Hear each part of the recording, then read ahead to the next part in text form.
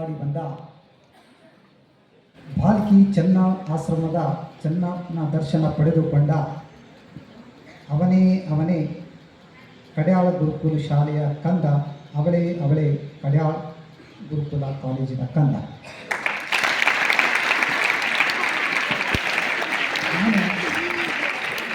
ಅಪ್ಪಾಜಿ ನನಗೆ 30 ನಿಮಿಷ ಕೊಟ್ಟಿದ್ದಾರೆ.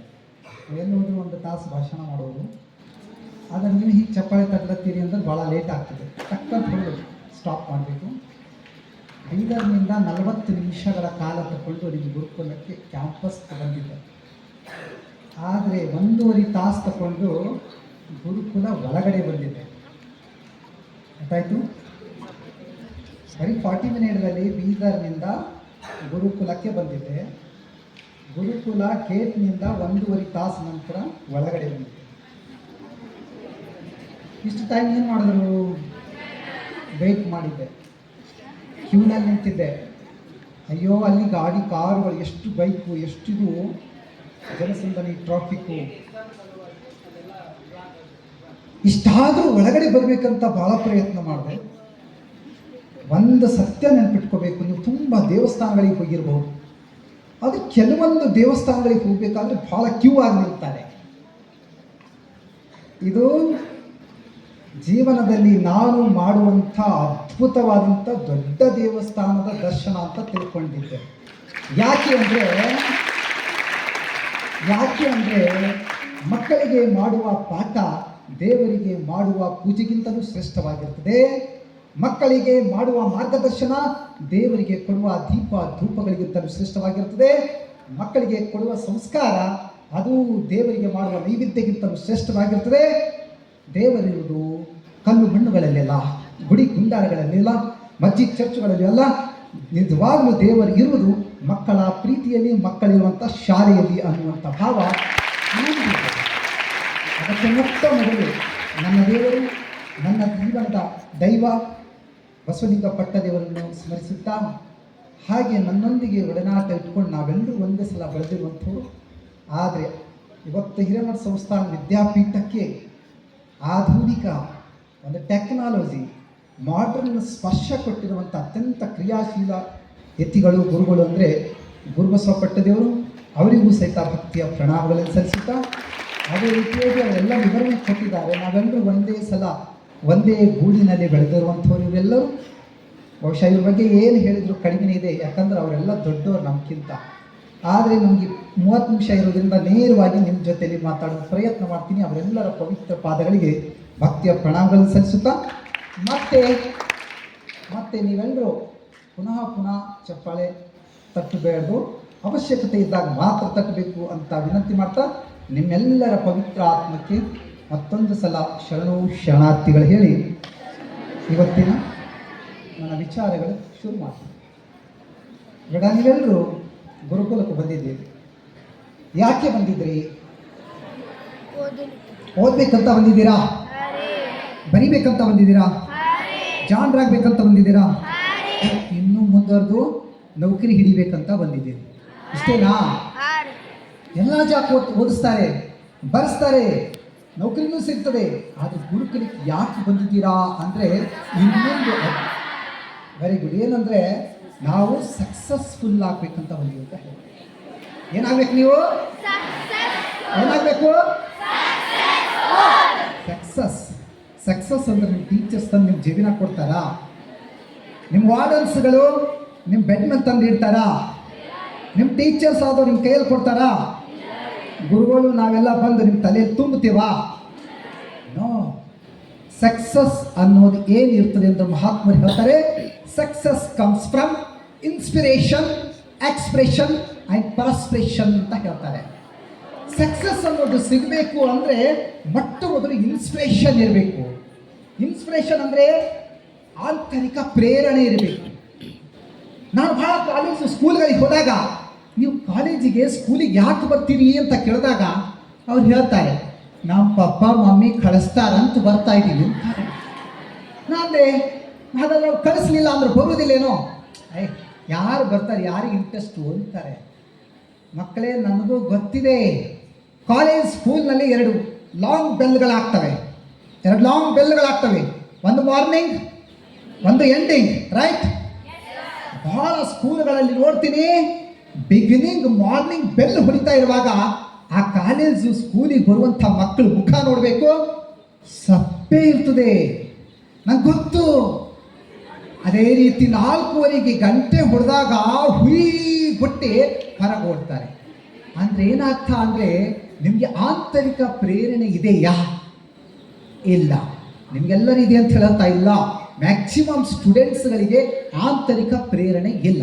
ನಾವು ಶಾಲೆಗೆ ಯಾಕೆ ಬರ್ತಾ ಇದ್ದೀವಿ ಅಂತ ಯಾರಾದರೂ ಕೇಳಿದ್ರೆ, ನಾನು ಓದಬೇಕು, ನಾನು ಬರೀಬೇಕು, ನಾನು ಏನಾದರೂ ಮಾಡಬೇಕು ಅಂತೇಳಿ ಬರ್ತಾ ಇದ್ದೀನಿ ಅನ್ನುವಂಥ ಆಂತರಿಕವಾದಂಥ ಪ್ರೇರಣೆ ಮೊಟ್ಟ ಮೊದಲಿಗೆ ಯಾರಿಗಿರಬೇಕು? ನಿಮಗೆ ಇರಬೇಕು. ಆದರೆ ದುರ್ದೈವ ಏನಾಗಿದೆ, ನಿಮ್ಮ ಪಪ್ಪ ಮಮ್ಮಿಗೆ ಹೆಚ್ಚಾಗಿದೆ ನಿಮ್ಗಿಂತ. ಹೌದೋ ಇಲ್ಲೋ? ಸಾಲಿ ಕಲಿಸ್ಬೇಕಂತೇಳಿ ಕಾಳಜಿ ಅವ್ರಿಗೆ ಹೆಚ್ಚಾಗಿದೆ, ಸಮಾಜಕ್ಕೆ ಹೆಚ್ಚಾಗಿದೆ, ಸ್ಕೂಲ್ ಕಾಲೇಜ್ಗಳಿಗೆ ಹೆಚ್ಚಾಗಿದೆ, ಟೀಚರ್ಸಿಗೆ ಹೆಚ್ಚಾಗಿದೆ. ಇವರೆಲ್ಲ ಏನು ಮಾಡಿಕೊಂಡ್ರು ಏನು ಪ್ರಯೋಜನ ಇಲ್ಲ. ಮೊಟ್ಟ ಮೊದಲು ಸಕ್ಸಸ್ ಆಗಬೇಕಾದ್ರೆ ನಿಮ್ಗೆ ಏನಿರಬೇಕು? ಇನ್ಸ್ಪಿರೇಷನ್ ಇರಬೇಕು, ಆಂತರಿಕ ಪ್ರೇರಣೆ ಇರಬೇಕು. ಯಾವಾಗಲೂ ತುಡಿತಾ ಇರಬೇಕು, ನಾನು ಕಾಲೇಜಿಗೆ ಹೋಗ್ಬೇಕು, ನಾನು ಸ್ಕೂಲಿಗೆ ಹೋಗಬೇಕು, ನಾನು ಒಂದು ದಿನ ತಪ್ಪಿಸಬಾರ್ದು ಅನ್ನುವಂಥ ಮನಸ್ಥಿತಿ ಯಾರಿಗಿರಬೇಕು? ಆ್ಯಂಡ್ ಸೆಕೆಂಡ್ ಒನ್ ಈಸ್ ಇದು ಎಕ್ಸ್ಪ್ರೆಷನ್. ಅಂದರೆ ಎಕ್ಸ್ಪ್ರೆಷನ್ ಅಂದರೆ ನಮಗೆ ಏನು ತಿಳಿದಿದೆ ಹೇಳಬೇಕು. ಇವತ್ತಿನ ಹುಡುಗರು ಭಾಳ ಬ್ರಿಲಿಯಂಟ್ ಇದ್ದವರಿಗೆ ನಾನು ಕೌನ್ಸಿಲಿಂಗ್ ಮಾಡೀನಿ, ಇಂಟರ್ವ್ಯೂ ಮಾಡೀನಿ, ಮಾತೇ ಬರಲ್ಲ. ಹಾಗಾದ್ರೆ ಅವ್ರ ತಲೆ ಇದೆ, ಮಾತು ಬಾಯಿಂದ ಮಾತೇ ಬರಲ್ಲ. ಹಾಗಾದರೆ ಅದು ಏನು ಪ್ರಯೋಜನ? ಒಂದೊಂದು ದೊಡ್ಡ ದೊಡ್ಡ ಡಾಕ್ಟರ್ಸ್ ಇರ್ತಾರೆ, ಕೈ ಹಿಡಿದ್ರೆ ಏನೇನೆಲ್ಲ ಬರ್ಕೊಡ್ತಾರೆ, ಒಂದು ಮಾತು ಕೇಳಲ್ಲ. ಅವ್ರು ಹೇಳ್ತಾರೆ, ಪೇಷಂಟ್ ನನಗೆ ಹೀಗೆ ಆಗ್ತದೆ, ಸುಮ್ಮನೆ ಕೊಡಪ್ಪ, ಗರ್ಗಿಸ್ಕೊ. ಅಲ್ಲಪ್ಪ, ಮಾತು ಮನುಷ್ಯಗಳ ಸಂಬಂಧವನ್ನು ಬೆಸೆಯುವಂಥ ಅದ್ಭುತವಾದಂಥ ಮಾಧ್ಯಮ. ಮನುಷ್ಯ ಒಬ್ಬನ ಭಾವನೆಗಳು ಇನ್ನೊಬ್ಬರ ಅರ್ಥ ಮಾಡ್ಕೋಬೇಕಂದ್ರೆ ಅದಕ್ಕೆ ಮಾಧ್ಯಮ ಭಾಷೆ, ಎಕ್ಸ್ಪ್ರೆಷನ್ ಸ್ಕಿಲ್. ಅದಕ್ಕೆ ನಾವು ಯಾವಾಗಲೂ ಟೀಚರ್ಸ್ ಆದವ್ರಿಗೆ ಕ್ವಶನ್ ಕೇಳಬೇಕು, ಇದು ಹೇಗೆ, ಹೀಗೆ ಯಾಕೆ ಅಂತ ಪ್ರಶ್ನೆ ಕೇಳಬೇಕು. ಆದ್ರೆ ದುರ್ದೈವ ನೀವು ಒಬ್ಬರಾದ್ರೂ ಪ್ರಶ್ನೆ ಕೇಳ್ತೀರಾ? ವೆರಿ ಗುಡ್, ನೀವು ಹುಷಾರಿದ್ದೀರಿ ಅಂತ ಕೇಳ್ತೀರಿ. ಅದು ನಾನು ಹೋಗುವಂಥ ಭಾಳ ಸ್ಕೂಲ್ಗಳಲ್ಲಿ ಪ್ರಶ್ನೆ ಕೇಳಲ್ಲ. ಯಾಕಂದ್ರೆ ಪ್ರಶ್ನೆ ಕೇಳಿದ್ರು ದಡ್ಡ ಅಂತ ತಿಳ್ಕೊಂಡ್ರೆ ಇನ್ನು ತಿಳಿಯಲ್ಲ ಅಂತಾರೆ ಅಂತೇಳಿ ಹೇಳುವುದೇ ಇಲ್ಲ. ಜೀವನದಲ್ಲಿ ಪ್ರಶ್ನೆ ಕೇಳುವ ಕ್ಷಣಿಕವಾಗಿ ದಡ್ಡ ಅನ್ಸ್ಕೊಂಡಿದ್ರೆ ತಪ್ಪಿಗೆ ಸುಮ್ಮನೆ ಕೂತ್ಕೊಂಡು ಹೂಗುಟ್ಟುವಂಥ ಸುಮ್ಮನೆ ಮುಖ ಹಾಕುವಂಥ ಹುಡುಗ ಜೀವನ ಪರ್ಯಂತವಾಗಿ ದಡ್ಡ ಅನ್ಸ್ಕೋಬೇಕಾಗ್ತದೆ. ಅದಕ್ಕೆ ನಿಮ್ಗೇನು ಅನಿಸ್ತದೆ ಕೇಳಿದಾಗ ತಾನೇ ಟೀಚರ್ಸಿಗೆ ಗೊತ್ತಾಗ್ತದೆ ನಿಮ್ಗೆ ಏನು ಕಲಿಸ್ಬೇಕು ಅಂತ. ಅದಕ್ಕೆ ನಿಮಗೆ ಅನಿಸಿದ್ದನ್ನು ಎಕ್ಸ್ಪ್ರೆಷನ್ ಮಾಡಬೇಕು. ಇನ್ನು ಮೂರನೇದು ಬಹಳ ಇಂಪಾರ್ಟೆಂಟು, ಪರಸ್ಪ್ರೆಷನ್. ಅಕ್ಕಮಾದೇವಿಯವರು ಒಂದು ವಚನ ಹೇಳ್ತಾರೆ, ನಾನು ಇದನ್ನು ಇಲ್ಲಿ ಯಾಕೆ ಬಳಸ್ತೇನೆ ಅಂದರೆ, ಜೀವನದಲ್ಲಿ ತುಡಿತ ಹಂಬಲ ಯಾಕಿರಬೇಕು. ಹಸಿವೆಯೇ ನೀನು ನಿಲ್ಲು ನಿಲ್ಲು, ತೃಷೆಯೇ ನೀನು ನಿಲ್ಲು, ನಿದ್ರೆಯೇ ನೀನು ನಿಲ್ಲು ನಿಲ್ಲು, ನಾನು ಅವಸರದ ಓಲೆಯನ್ನು ಒಯ್ಯುತ್ತಿರುವೆ ಅಂತ ಹೇಳ್ತಾರೆ. ಅಕ್ಕನಿಗೆ ಆ ಚೆನ್ನ ಮಲ್ಲಿಕಾರ್ಜುನ ಹತ್ರ ಹೋಗುವುದು, ಅಚೀವ್ಮೆಂಟ್ ಮಾಡೋದು ಬಹಳ ಇಂಪಾರ್ಟೆಂಟ್ ಇತ್ತು. ಅದಕ್ಕೆ ಇವೆಲ್ಲ ನಿಲ್ಲಿ ವೇಟ್ ಮಾಡಿಸಿದ್ರು. ಆದರೆ ನೀವು ನಿದ್ರೆ ಬಾಬಾ, ಹಸಿವೆ ನೀ ಬಾಬಾ, ನೀರಡಿಕೆ ನೀ ಬಾಬಾ, ಯುಕೆ ತಗೊಂಡು ಮಲ್ಕೊಂಡಿದ್ರೆ ಅಚೀವ್ಮೆಂಟ್ ಮಾಡೋದು ಯಾವಾಗ? ಇಲ್ಲ. ನಮಗೆ ಬಲವಾದಂಥ ಹಂಬಲ ಇರಬೇಕು, ನಮ್ಮ ಸಾಧನೆಯ ಗುರಿಯ ಕಡೆಗೆ ಹಂಬಲ ಇರಬೇಕು. ಆವಾಗ ಮದುವೆ ಸಮಾರಂಭ ನಿಂತ್ಕೊಡ್ರಿ, ಜಾತ್ರೆ ನೀವೆಲ್ಲ ನಿಂತ್ಕೊಡ್ರಿ, ನಾನು 2 ವರ್ಷ ನಂತರ ಒಂದು ಅಚೀವ್ಮೆಂಟ್ ಮಾಡ್ತೀನಿ, ಅವಾಗೆಲ್ಲ ಬಂದುಬಿಡ್ರಿ ಅಂಥೇಳಿ ವೇಟ್ ಮಾಡಿಸ್ಬೇಕು. ಮಾಡಿಸ್ತೀರಾ? ಹಾಗಿರ್ಬೇಕು ನಿಮಗೆ ಹಂಬಲ. ಅಂದರೆ ನಾನು ಅವಾಗ ಈ ಕಥೆಯನ್ನು ಹೇಳ್ತಾ ಇರ್ತೀನಿ. ಪಂಜಾಬ್ ಅನ್ನುವಂಥ ಒಂದು ರಾಜ್ಯ ಇದೆ, ಹೌದಾ ಇಲ್ಲೋ? ಆ ಪಂಜಾಬ್ನಲ್ಲಿ ಒಂದು ಜಲಂಧರ್ ಅಂತೇಳಿ ಸಿಟಿ ಇದೆ. ಆ ಸಿಟಿಯಲ್ಲಿ ಒಂದು ಕೋರ್ಟ್ ಇದೆ, ಸಿಟಿ ಕೋರ್ಟ್. ಆ ಕೋರ್ಟ್ನ ಕಂಪೌಂಡ್ ಅಲ್ಲಿ ಪಕ್ಕದಲ್ಲಿ ಒಂದು ಟೀ ಪಾಯಿಂಟ್ ಇದೆ, ಇವತ್ತು ಇದೆ. ಆ ಟೀ ಪಾಯಿಂಟ್ನಲ್ಲಿ ವಯಸ್ಸಾಗಿರುವಂಥ ವೃದ್ಧ ಚಾಯ್ ಮಾಡ್ತಾ ಇರ್ತಾನೆ. ನಿಮ್ಮಷ್ಟೇ 8-9ನೇ ವಯಸ್ಸಿನ ಹುಡುಗಿ ಆ ಚಾಯನ್ನು ಸಪ್ಲೈ ಮಾಡ್ತಾ ಇರ್ತಾಳೆ. ಅವಾಗ ಏನಾಗಿರ್ತದೆ, ಬಹಳ ಜನರು ಬಂದವರಿಗೆಲ್ಲ ಅವಳು ಚಾಯ್ ಕೊಡ್ತಿದ್ರು. ಹೀಗೆ ಒಂದು ಸಲ ಒಬ್ಬ ಒಳ್ಳೆಯ ಆದರ್ಶ ಶಿಕ್ಷಕರು ಹೋಗಿದ್ರು ಚಾಯ್ ಕುಡ್ಲಿಕ್ಕೆ. ಅವ್ರು ಕೇಳ್ತಾರೆ, ಬೇಟಿ ಕ್ಯಾ ಕರ್ ರಹಿ ಅಂತ ಕೇಳ್ತಾರೆ. ಅರೆ ದಿಖ್ ರಹಾ ನಹೀ, ಚಾಯ್ ಬೇಚ್ ರಹಾ ಹೂಂ. ನೈ ಬೇಟಿ ಇಸ್ಕೆ ಅಲವಾ ಅವ್ರು ಕ್ಯಾ ಕರ್ತಾ ಹೈ ಅಂತ ಕೇಳ್ತಾರೆ. ಇದಕ್ಕೆ ಬಿಟ್ಟು ಮತ್ತೇನು ಮಾಡ್ತೀಯಾ? ಅರೆ ಸರ್, ಅವ್ರು ಕುಚ್ ಕರ್ನೆ ಸೆ ಕ್ಯಾ ಫೈದಾ, ಚಾಯ್ ಬೇಚನೆ ಸೆ ಪೇಟ್ ಭರ್ತಾ ಹೈ ಅಂದುಳಕ್ಕೆ. ಅವಾಗ ಅವ್ರಂದ್ರು, नहीं नहीं बेटी उतना ही नहीं है, पढ़ाई करने से सब कुछ मिलता है अंदर. ऐसा ಒಂದು ಮಾತು ನೆನ್ಪಿಟ್ಕೋಬೇಕು, ಅದೇ ಹುಡುಗಿ ಈ ಚಾಯ್ ಸಪ್ಲೈ ಮಾಡ್ತಾ ಇರುವಾಗ ಮೇನ್ ಜಡ್ಜಿಗೂ ಕೊಡ್ತಾ ಇದ್ಳು. ದಿನ ಹಾಲು ಕೊಡ್ತಿದ್ರು. ಹೆಂಗ್ ಕೊಡ್ತಿದ್ರು? ಕೆಳಗೊಂದು ಕೈ ಹಿಡಿತಿದ್ರು, ಮೇಲೆ ಕಪ್ ಇರ್ತಿತ್ತು, ಮೇಲೆ ಪೇಪರ್ ಮುಚ್ಚಿ ಮತ್ತೆ ಕೈ ಹಚ್ಚಿ ದಿನ ಕೊಡ್ತಿದ್ರು. ಅವಳಿಗೆ ಒಂದು ಪ್ರಶ್ನೆ ಇತ್ತು, ಏನಂತ ಅಂದ್ರೆ ಅವ್ರ ಅಪ್ಪ ಕೇಳ್ತಾಳೆ ಹಿಂದಿನ ದಿನದಲ್ಲಿ, ಪಪ್ಪ ಇನ್ನು ಕೋನ್ ಹೈ, ಇನ್ಕಾ ಇಂತಜಾಮ್ ಹಮ್ ಕಿತ್ನಾ ಕ್ಯೋ ಕರ್ನಾ ಅಂದಾಗ ಬಹುಶಃ ಅವಳೇನಾಗಿತ್ತು ಹಾಗೆ ಕೇಳಿದಾಗ ಅವ್ರ ಪಪ್ಪ ಹೇಳ್ತಾರೆ, बेटी ये बड़े साहब है। ये कौन है? बड़े साहब है। बड़े साहबों की सेवा करना हमारी फर्ज है ಅಂತ ಹೇಳಿದ್ರಂತೆ. ಅವಾಗ ಅವಳಿಗೆ ಆ ಮನಸ್ಸಿನಲ್ಲಿ ಇವರು ದೊಡ್ಡವರು, ಇವ್ರು ಸೇವೆ ಮಾಡುವುದು ನಮ್ಮಂತ ಸಣ್ಣವರ ಕೆಲಸ ಅಂತ ತಿಳ್ಕೊಂಡಿದ್ಳು. ಅವಾಗ ಆ ಸರಿ ಕೇಳ್ತಾಳೆ ಏನಂತ, ಸರ್ ಪढ़ाई करने से सब कुछ मिलता है तो वो बड़े साहब भी बनूंगा ಅಂತ ಕೇಳ್ತಾಳೆ. ನೋಡಿ, ಒಂದು ದಿನ ಶಾಲೆಗೆ ಹೋಗಲಾದ ಮಗು ಆ ಪ್ರಶ್ನೆಯನ್ನು ಕೇಳುತ್ತದೆ. ಅವಾಗ ಅವರಂತಾರೆ, सिर्फ उतना ही नहीं है बेटे, बड़े साहब की बाप भी बन जाता है पढ़ाई करने से ಅಂತ ಹೇಳೋದು. ತುಂಬ ಖುಷಿ ಆಯಿತು.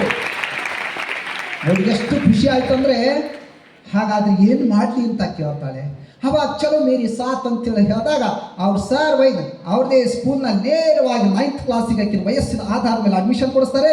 10th ಕ್ಲಾಸ್ನಲ್ಲಿ 3rd ಕ್ಲಾಸ್ ಪಾಸ್ ಆಗ್ತಾಳೆ, 2nd ಇಯರ್ ಪಾಸ್ ಆಗ್ತಾಳೆ, ಡಿಗ್ರಿ ಮುಗಿಸ್ತಾಳೆ. ಆಮೇಲೆ ಲಾಯರ್ ಆಗಬೇಕಾದ್ರೆ LLB ಮಾಡ್ತಾಳೆ.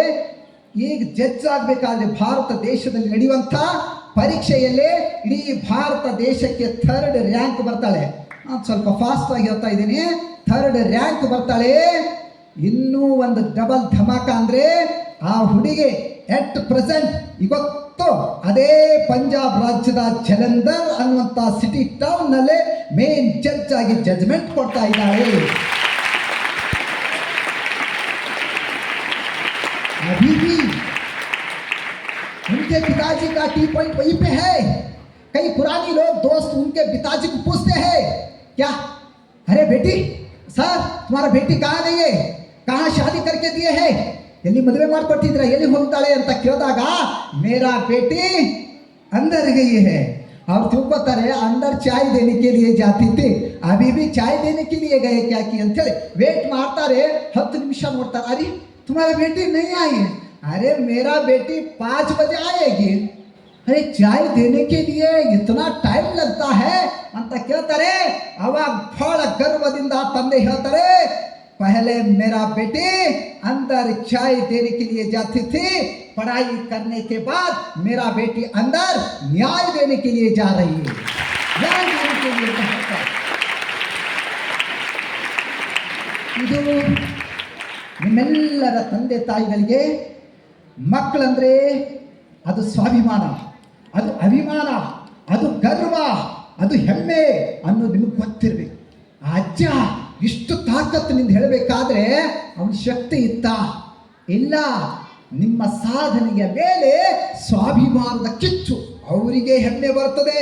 ಅದಕ್ಕೆ ನಿಮ್ಮ ತಂದೆ ತಾಯಿಗಳ ಗರ್ವವನ್ನು ಹೆಚ್ಚು ಮಾಡುವ ಪ್ರಯತ್ನದಲ್ಲಿ ತಲೆ ಎತ್ತಿ ನಡೆಯುವಂತೆ ನೀವು ಸಾಧನೆ ಮಾಡಬೇಕನ್ನೋದು ಈ ಪರಸ್ಪರೇಷನ್ನಿಂದ ತಿಳ್ಕೋಬೇಕು. ಹೀಗೆ ನಾವು ಸಕ್ಸಸ್ ಆಗಬೇಕಾದ್ರೆ ಇನ್ಸ್ಪಿರೇಷನ್, ಎಕ್ಸ್ಪ್ರೆಷನ್ ಆ್ಯಂಡ್ ಪರಸ್ಪರೇಷನ್ ಬಹಳ ಇಂಪಾರ್ಟೆಂಟ್ ಇದೆ ಅನ್ನೋದು ಮೊದಲು ನೀವು ತಿಳ್ಕೋಬೇಕು. ಇನ್ನು ಬಹಳ ಹುಡುಗರು ಎಲ್ಲ ಮಾಡಬೇಕಂತಾರೆ, ಸಾಧನೆ ಮಾಡಬೇಕಂತಾರೆ. ಆದರೆ ನಮ್ಮ ಈ ಭಾಗದ ಹುಡುಗರು ಒಂದು ಪ್ರಾಬ್ಲಮ್ ಇದೆ. ಏನಂದರೆ ಜ್ಞಾನ ತುಂಬ ಇದೆ, ಹಾರ್ಡ್ ವರ್ಕ್ ತುಂಬ ಮಾಡ್ತಾರೆ, ಎಫರ್ಟ್ ಹಾಕ್ತಾರೆ, ಒಳ್ಳೆ ಸಂಸ್ಥೆಯಲ್ಲಿ ಓದ್ತಾರೆ. ಆದರೆ ಒಂದು ಪ್ರಾಬ್ಲಮ್ ಏನಂದರೆ ಮಾನಸಿಕ ಒಂದು ಸ್ವಾಸ್ಥ್ಯತೆ, ಒಂದು ರೋಗ ಇದೆ. ಮೈಂಡ್ ಸೆಟ್ ಸರಿಯಾಗಿಲ್ಲ. ನಿಮ್ಗೆ ಗೊತ್ತಿರಬೇಕು, ನಿಮ್ಮ ಮೈಂಡ್ ಸೆಟ್ ಸರಿಯಾಗಿತ್ತಂದ್ರೆ ನೀವು ಜೀವನದಲ್ಲಿ ಸಾಧನೆ ಮಾಡ್ಲಿಕ್ಕೆ ಆಗ್ತದೆ. ಹಿಂದೆ ಸ್ಲೋಗನ್ಸ್ ಇದ್ದು, ಹಾರ್ಡ್ ವರ್ಕ್, ನಾಲೆಜ್, ಪವರ್ ಹೀಗೆಲ್ಲ ಹೇಳ್ತಿದ್ರು. ಆದರೆ ನಾವಡೇಸ್ ಇವತ್ತಿನ ದಿನಮಾನದಲ್ಲೇ ನಮ್ಮ mind set is very important ಅನ್ನೋದು ನಿಮ್ಗೆ ಗೊತ್ತಿರಬೇಕು. ಈ ಮೈಂಡ್ ಸೆಟ್ಗೆ ಒಂದು ರೋಗ ಬರ್ಕೊಂಡಿದ್ದೆ. ಆ ರೋಗವನ್ನು ಸುಮಾರು 500 ಶಾಲಾ ಕಾಲೇಜುಗಳಲ್ಲಿ ಸುತ್ತಾಡಿ ಈ ಮನಸ್ಸಿನ ಬಗ್ಗೆ ಅಧ್ಯಯನ ಮಾಡಿ ಒಂದು ರೋಗ, ಡಿಸೀಸ್, ದ ಮೆಂಟಲ್ ಡಿಸೀಸ್ ಅಂತೇಳಿ ಸರ್ಚ್ ಮಾಡಿ ಒಂದು ರೋಗ ಕಂಡು ಹಿಡಿದಿದೆ. ಆ ರೋಗದ ಬಗ್ಗೆ ಸ್ವಲ್ಪ ಎಕ್ಸ್ಪ್ಲೇನ್ ಕೊಟ್ಟು ಮುಗಿಸ್ತೀನಿ ಬಿಡ. ಆ ರೋಗದ ಹೆಸರು ಪ್ಲೇಟ್ ಅಂತ. ಏನು ಬಿಡ? ನಾನು ಕೇಳಿದ ಪಟ್ನೆ ಹೇಳ್ಬೇಕಾ? Plate, PLATE for plate. Plate, corona, something ಇವೆಲ್ಲ ಏನವ ಫಿಸಿಕಲ್ ಡಿಸೀಸಸ್. ಆದರೆ ಮೈಂಡ್ ಡಿಸೀಸ್ ಯಾವುದು ಅಂದರೆ ಪ್ಲೇಟ್. ಹಾಗಾದ್ರೆ ಇದ್ರ ಏನಪ್ಪ ಗುಣಲಕ್ಷಣಗಳು ಹೇಗಿರ್ತಾವೆ ಅಂದರೆ ಒಂದೊಂದೊಂದೊಂದಾಗಿ ವಿವರಣೆ ಕೊಡ್ತೀನಿ. P for postponed. P for postponed. Postponed ಅಂದ್ರೆ ಏನ? ಮುಂದೆ ಹಾಕ. ನಾಳೆ ಅಂದವನ ಮನೆ. ಓ ಮೈ ಗಾಡ್, ನೀವು ತುಂಬಾ ಹುಷಾರಿದ್ರಿ. ಬಾಯಿಂದ ಹೇಳಿ ಕೆಲವರಿಗೆ ಸರಳ ಬರ್ತದೆ, ಆದ್ರೆ ಅವತ್ತಿನ ಪಾಠ ಅವತ್ತು ಮುಗಿಸೋದು ತುಂಬಾ ಕಷ್ಟ ಇದೆ. ಬಹಳ ಹುಡುಗರಿ ನೋಡ್ತೀನಿ, ಪಪ್ಪ ನನಗೆ ಇವತ್ತು ಚಾಕ್ಲೇಟ್ ಬೇಕು, ಪಪ್ಪ ನನಗೆ ಇವತ್ತು ಡ್ರೆಸ್ ಬೇಕು, ಪಪ್ಪ ನನಗೆ ಸೈಕಲ್ ಬೇಕು, ಪಪ್ಪ ನನಗೆ ಎಲ್ಲ ಮೇಕಪ್ ಸಾಮಾನು ಇವತ್ತೇ ಬೇಕು, ಅದು ಹೀಗೆ ಬೇಕು. ಬಟ್ ಒಬ್ಬರಾದರು ಪಪ್ಪ ಮಮ್ಮಿ ನಾ ಇವತ್ತಿನ ಕೆಲಸ ಇವತ್ತೇ ಕಂಪ್ಲೀಟ್ ಮಾಡಿ ಮುಗಿಸಿಬಿಟ್ಟೀನಿ ಅಂಥೇಳಿ ಯಾರಾದರೂ ಹೇಳಿ ಮಲ್ಕೊಂಡಿದ್ದೀರಾ? ಮಲ್ಕೊಂಡಿದ್ದೀರಾ? ಹಾಗೆ ವೆರಿ ಗುಡ್. ಕೈ ಎತ್ತಿರಿ ಸ್ವಲ್ಪ. Very good. 5% ಇದ್ದೀರಿ. ಅವ್ರಿಗೆ ಚಪ್ಪಾಳೆ ಹೊಡ್ರಿ. ಅದು ಬಿಡ, ಇಷ್ಟು ಜನರು ಕೈ ಎತ್ತಲತ್ತೀರಿ ಅಂದ್ರೆ ಇಲ್ಲಿ ಅವೆಲ್ಲ ಕ್ಯಾಮ್ರಾದಲ್ಲಿ ಈಗ ರೆಕಾರ್ಡಿಂಗ್ ಆಗ್ತಾ ಇದೆ. ಆಮೇಲೆ ನೀವೇನು ಮಾಡ್ತೀರಿ ಅಂತ ಅದರದ್ದು ರಿಸಲ್ಟ್ ಫೀಡ್ಬ್ಯಾಕ್ ತಗೋತೀನಿ ನಾನು. ಓಕೆ, ನೀವೆಲ್ಲರೂ ಏನು ಮಾಡ್ತಾ ಇದ್ದೀರಾ? ಪೋಸ್ಟ್ಪೋನ್ ಮಾಡಲ್ಲ. ಪೋಸ್ಟ್ಪೋನ್ ಮಾಡಲ್ಲ ಅಂದರೆ ನಿಮ್ಮ ಲಕ್ಷಣ ಭಾಳ ಇದು ಇರ್ತದೆ ಬಿಡ. ಹೀಗೆ ಒಂದು ಸಲ ಏನಾಗಿತ್ತು, ಒಂದು ಹುಡುಗ ಸರ್ ಕಲ್ ಕರುಂಗ ಅಂತಿದ್ದ. ಸರ್ ಬೇಟಾ ಕಲ್ ಕರುಂಗ ಅಂದ್ರೆ ಮತ್ತೆ ನಾಳೆ ಬಂದು ಕೇಳಿದಾಗ ಸರ್ ಸರ್ ಸರ್ ದುಪಾರ್ ಕೋ ಕರುಂಗ ಅಂತಿದ್ದ. दोपहर आया सर शाम को करूंगा अंतिदा. शाम आया सर रात को थोड़ा खाना खा के करूंगा अंतिदा. रात खाना खाया तो करने कहाँ से आता है? नींद आता है ना. जब क्या सोचता है, अरे अरे थोड़ा थोड़ा सो जाके सुबह सुबह जल्दी उठ के करूंगा अंतिदा. ಆದ್ರೆ ಅದು ಹೇಳ್ತಾನ ಇಲ್ಲ, ಅರೆ ನಾಳೆ ನಾಳೆ ಅನ್ನೋ ಮನೆ ಹೀಗೆ ಹಾಳಾಗ್ತದೆ. ಇಂಥ ಒಬ್ಬ 10ನೇ ಹುಡುಗ ಇದ್ದ, ಏನು ಫಾರೂಕ್ ಅಂತೇಳಿ ಒಬ್ಬ ಹುಡುಗ ಇದ್ದ. ಎಲ್ಲಕ್ಕೂ ನಾಳೆ ನಾಳೆ ನಾಳೆ ಅಂತಿದ್ದ. ಎಕ್ಸಾಮ್ ನಾಳೆ ಬಾ ಅಂದ್ರೆ ಕೇಳ್ತದ? ಇಲ್ಲ. ಅದು ಎಕ್ಸಾಮ್ ಬಂತು, ಎಕ್ಸಾಮ್ ಹಾಲ್ನಲ್ಲಿ ಬಂದ. ನಮ್ಮ ಹಂತವ್ರಿಗೆ ಏನು ಮಾಡ್ತಾರೆ, ಅವಾಗ ಆ ರೂಮ್ ಸೂಪರ್ವೈಸರ್ ಅಂತೇಳಿ ಕಳಿಸ್ತಾರೆ ಬಿಡ. ಅವಾಗ ನಾವು ಹೋದಾಗ ಆ ರೂಮಿನಲ್ಲಿ ಒಂದು ಹುಡುಗ ಏನಾಗಿದ್ದ, ಹಾಗೆ ಕುಂತಿದ್ದ. ಫಾರೂಕ್ ಕುಂತ ಆ ಕಡೆ ಈ ಕಡೆ ಕಿಟಕಿಗಳ ಕಡೆ ನೋಡ್ತಾ ಇದ್ದ, ಡೋರ್ ಕಡೆಗೆ ನೋಡ್ತಾ ಇದ್ದ. ನಾ ತಿಳ್ಕೊಂಡೆ, ಅಲ್ಲ ಬೇಡ ಹೋಗ್ತು ಆನೆ ವಾಲೆ है ಯಾರ ಬರೋವನ್ ನೈ ನೈ ಸರ್ ಅಂದ. ಫಿರ್ಗೆ ಕ್ಯಾ ಸೋಚ ರहा है उधर किधर क्यों ढूंढ रहा है? ಅವ ಚಿತ್ತಿಗೆ ನಾವು ಬರ್ತಾವೇನೋ ಅಂತ ನೋಡತ್ತಿರ್ಬೇಕಂತ ನಾ ತಿಳ್ಕೊಂಡ. ಆದ್ರೆ ಅವ್ ಕುಂತಿದ್ದಾಗ ಅವ್ನ ಕಾಲಿನಿಂದ ಪತ ಏನು ಸುರಿತಾ ಇತ್ತು, ಬೆವ್ರು ಸುಡ್ತಾ ಇತ್ತು. ನನಗೆ ಕನ್ಫರ್ಮ್ ಆಯ್ತು ಇವ ಪೋಸ್ಟ್ಪೋನ್ ಮಾಡ್ಯಾನ ಅಂತ. ಇವ ಜೀವನದಲ್ಲಿ ಎಲ್ಲಕ್ಕೂ ನಾಳೆ ಅಂದನ. ಆದ್ರೆ ಅವನ ಮೇಲೆ ನಜರ್ ಇಟ್ಟಿದ್ದ. ಅವಾಗ ಅವ ಏನು ಮಾಡ್ದ, ಏ ಸರ್ ನಾನು ನೋಡತ್ತಾರ ಅಂತ ತಿಳ್ಕೊಂಡು ಮಾರಿ ಕೆಳಗೆ ಹಾಕಿ ಬರೀಲಿಕ್ಕೆ ಶುರು ಮಾಡ್ದ. ಒಂದು ಸಲ ಕ್ವಶನ್ ಪೇಪರ್ ಇಳಿಸ್ಬಿಟ್ಟ ಬಿಟ್ಟ. ಅವಾಗ ಅತ್ತೈತ ನೋಡ್ತಾನೆ, ಎಲ್ಲರೂ ಬರಿತಾ ಇದ್ರು. ಅವಾಗ ಮೇಲೆ ನೋಡ್ಬೇಕಾದ್ರೆ ಮತ್ತೆ ದಡ್ಡ ಅಂತಾರ ಅಂತೇಳಿ ಮತ್ತೆ ಮುಖ ಕೆಳಗೆ ಹಾಕಿ ಸೆಕೆಂಡ್ ಟೈಮ್ ಕ್ವಶನ್ ಪೇಪರ್ ಬರಿತಾನೆ. ನಾಳೆ ಅನ್ನೋನ ಹತ್ರ ಯಾವಾಗಲೂ ಕ್ವಶನ್ಸೇ ಇರ್ತಾ ಹೊರತು ಆನ್ಸರ್ಸ್ ಇರಲ್ಲ. ಹಾಗೆ ಬರೀ ಕ್ವಶನ್ ಪೇಪರ್ ಬಿಡಿಸಿ ವಾರ್ನಿಂಗ್ ಬೆಲ್ ಆಗಿತ್ತು. ಟಪ್ಪುಡೆ ಒಂದು ಲೈನ್ ಬರ್ದ ಬೇಡ, ಮೌಲ್ಯ ಮಾಪಕರೇ ಕೈ ಮುಗಿದ ಕಾಲಿಗೆ ಬೀಳ್ತೀನಿ, ಪ್ಲೀಸ್ ಪಾಸಿಂಗ್ ಮಾರ್ಕ್ ಹಾಕಿ ಪಾಸ್ ಮಾಡ್ರಿ ಅಂತ ಹೇಳಿ ಲಾಸ್ಟಿಗೆ ಒಂದು ಸೆಂಟೆನ್ಸ್ ಬರ್ತಾನೆ, ಗಾಯ್ ಮೇರಾ ಮಾತಾ ಹೇ ಲಿಖನೆ ಕುಚ್ ನಹಿ ಆತಾ ಹೇ ಅಂತ ಬರ್ದ. ಪೇಪರ್ ಕೊಟ್ಟು ಬದುಕೋ ಜೀವ ಅಂತ ಓಡ್ ಹೋದ. ಯಾಕೆ ಯಾರ ನೋಡಿದ್ರೆ ಏಸ್ ಮಾರ್ಕ್ಸಿಂಗ್ ಬಿಡಿಸಿದ್ದಿ ಅದಕ್ಕೆಲ್ಲ ಉತ್ತರ ಕೊಡ್ಬೇಕಲ್ಲ, ಓಡ್ ಹೋದ. ಆಮೇಲೆ ಮೌಲ್ಯ ಮಾಪಕರ ಹತ್ರ ಪೇಪರ್ ಹೋಯ್ತು. ಅವರು ನೋಡ್ತಾ ತಿರುಗಿ, ಯಾಕೆ ಆನ್ಸರ್ ಹುಡುಕ್ತಾ ಇರ್ತಾರೆ, ಸಿಗುವುದಿಲ್ಲ. ಕೊನೆಗೆ ಆ ಲೈನ್ ಬರ್ದಿರಲಿಲ್ಲ, ನಮ್ಮ ಕಾಲಿಗೆ ಬೀಳ್ತಾರಂತ, ಕೈ ಜೋಡಿಸ್ತಾರಂತ, ಪಾಸ್ ಮಾಡಾರ ಅಂತ ಹೇಳಿ ಮತ್ತೆ ಹುಡುಕ್ತಾರೆ. ಏನೋ ಹರ್ಕು ಮುರ್ಕು ಆನ್ಸರ್ ಹುಡುಕ್ತಾರೆ. ಒಂದು ಸಿಂಗಲ್ ಕ್ವಶನ್ ಆನ್ಸರ್ ಸಿಗುದಿಲ್ಲ. ಬರೀ ಕ್ವಶನ್ ಪೇಪರ್ ಇತ್ತು. ಲಾಸ್ಟ್ ಒಂದು ಲೈನ್ ಬರ್ದಿದ್ದ, ಗಾಯ್ ಮೇರಾ ಮಾತಾ ಹೇ ಲಿಖನೆ ಕುಚ್ ನಹಿ ಆತಾ ಹೇ ಅಂತ. ಅದು ನೋಡ್ಕೊಂಡು ಮೇಲೆ ಇವನಿಗೆ ರಿಸಲ್ಟ್ ಏನಂತ ಕೊಡಬೇಕು ಅಂತ ತಿಳ್ಕೊಂಡು ಅವನ ರಿಸಲ್ಟ್ ಕೊಟ್ಟರು. ಅದು ರಿಸಲ್ಟ್ ಬಂತು. ಅವನಿಗೆ ಏನು ರಿಸಲ್ಟ್ ಬಂತು ಅಂದ್ರೆ, ಬೈಲ್ ಮೇರಾ ಬಾಪ್ ಹೇ ನಂಬರ್ ದೇರಾ ಪಾಪ್ ಹೇ ಅಂತ ಬಂತು.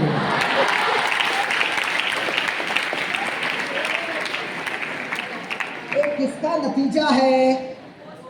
किसका नतीजा है? Very good. ಪೋಸ್ಟ್ಪೋನ್ಡ್. ನಾಳೆ ಅನ್ನುವರ ಬದುಕಿನಲ್ಲಿ ಆಲ್ವೇಸ್ ಡೌಟ್ಗಳಿರ್ತವೆ, ಕ್ವಶನ್ಸ್ಗಳಿರ್ತವೆ, ಸಂಶಯಗಳ ಹೊತ್ತನೆ ಬೆಳೆದು ಹೋಗಿರ್ತದೆ. ಆದರೆ ಇವತ್ತೇ ಮಾಡಬೇಕನ್ನುವಂಥ ಛಲ ಇವತ್ತಿನ ಹಿಡಿದು ಬೆಳೆಸ್ಕೋಬೇಕು ಬೇಡ. Next letter L. L for laziness. Laziness ಅಂದ್ರೆ ಏನು ಬೇಡ? ಮೈಗಳತನ, ಸೋಮಾರಿತನ. ಓಕೆ, ಹಳ್ಳಿದಾಗ ನನಗೆ ಅಜ್ಜಿ ಒಂದು ಮಾತು ಹೇಳ್ತಿದ್ರು, ಏನಂತ ಅಂದ್ರೆ ಕಳ್ಳರಿಗೆ ನಂಬಬೇಕು, ಮೈಗಳಿಗೆ ನಂಬಬಾರ್ದು ಅಂತಿದ್ರು. ಕಾಲ ಡೇಂಜರು, ಮೈಗಳ ಡೇಂಜರು. ಹಾ, ನೀವು ಎಷ್ಟು ಹುಷಾರಿದ್ದೀರಿ, ಇಷ್ಟು ಗೊತ್ತದಲ್ಲ ನಿಮ್ಗೆ. ಮತ್ತು ಮೈಗಳು ಯಾರು ಮಾಡತ್ತೀರಿ? ನಾನಾ ನೀವು? ನೀವೇ ಮಾಡ್ತಾ ಇದ್ದೀರಿ. ಕಳ್ಳರು ಒಂದು ದಿನ ಬಂದು ಒಂದು ₹1,00,000 ಹುಡ್ಕೊಂಡು ಹೋಯ್ತಾರೆ ಬೇಟ. ಆದ್ರೆ ಮೈಗಳ ಮಗ ಮನೆಗಿದ್ದ ಅಂದ್ರ ಹೊಲ ಮನಿ ಬರ್ಬಾದ್ ಮಾಡ್ತಾನೆ ಬೇಟ. ಅದಕ್ಕೆ ಹೇಳ್ತಾರೆ ಕಳ್ಳರಿಗೆ ನಂಬಬೇಕು, ಮೈಗಳಿಗೆ ನಂಬಬಾರ್ದು ಅಂತ. ಇನ್ನೂ ಒಂದು ಕಡೆ ಬಹಳ ಚಂದಾಗಿ ಹೇಳ್ತಾರೆ, everything is easy, everything is easy when you are busy. ನೀವು ಬಿಜಿ ಆಗಿದ್ರೆ ಎಲ್ಲವೂ ಈಜಿ ಆಗ್ತದೆ. Nothing is easy when you are oh my god. ಹಾಗಾದ್ರೆ ಲೇಜಿ ಇಷ್ಟೆಲ್ಲ ಗೊತ್ತಿದ್ರು ನೀವು ಲೇಜಿ ಯಾಕೆ ಮಾಡಬೇಕು? ಮಾಡಬಾರ್ದು. ನನಗೆ ಗೊತ್ತಿದೆ ಹುಡುಗರು ಹೆಂಗೆ ಮಾಡ್ತಾರಂದ್ರೆ, ಈ ಮೈಯನ್ನು ಸ್ಟ್ರಾಂಗ್ ಮಾಡ್ಬೇಕಂದ್ರೆ ಹೇಳ್ತಾರೆ, ಡಾಕ್ಟರ್ಸ್ ಹೇಳ್ತಾರೆ ಡ್ರೈ ಫ್ರೂಟ್ಸ್ ತಿನ್ನಬೇಕು, ಫ್ರೂಟ್ಸ್ ತಿನ್ನಬೇಕು, ಜ್ಯೂಸ್ ಕುಡಿಬೇಕು, ಮತ್ತೊಂದು ಎಲ್ಲ ಹೇಳ್ತಾರೆ. ಇನ್ನೂ ಇದು ಸುರಕ್ಷಿತವಾಗಿರ್ಬೇಕು ಈ ಶರೀರ ಅಂದ್ರೆ ಏನು ಮಾಡಬೇಕಪ್ಪ? ಎಕ್ಸಸೈಸ್ ಮಾಡಬೇಕು, ಜಿಮ್ ಮಾಡಬೇಕು, ಕರಾಟೆ ಕಲಿಬೇಕು, ಹಿಂಗೆಲ್ಲ ಹೇಳ್ತಾರೆ. ಆದರೆ ಇದನ್ನೆಲ್ಲ ಬೆಳೆಸುವ ತಂತ್ರಗಳು ಎಲ್ಲರೂ ಕೊಡ್ತಾರೆ. ಆದರೆ ಈ ಶರೀರವನ್ನು ಸವೆಸುವ ತಂತ್ರಗಳು ಯಾರು ಕಲಿಸಿಕೊಡಲ್ಲ, ಅದು ನಾವೇ ಮಾಡಬೇಕಾಗ್ತದೆ. ಗೊತ್ತಿರಲಿ ನಿಮಗೆ, ನೀವು ಸೇವಿಸುವ ಪ್ರತಿಯೊಂದು ಅನ್ನವನ್ನು ಸಹಿತ ಕೇಳಬೇಕು. ಅದು ಎಷ್ಟು ಚೆನ್ನಾಗಿ ಹೇಳ್ತಾರೆ ಡಿ ವಿ ಜಿಯವರು, ನೀ ಸೇವಿಸುವ ಅನ್ನವಂಪೆ ಅದು ನಿನ್ನ ಬೆನ್ನೀರಿನದು, ಪರರ ಕಣ್ಣೀರಿನದು ಅಂತಾರೆ.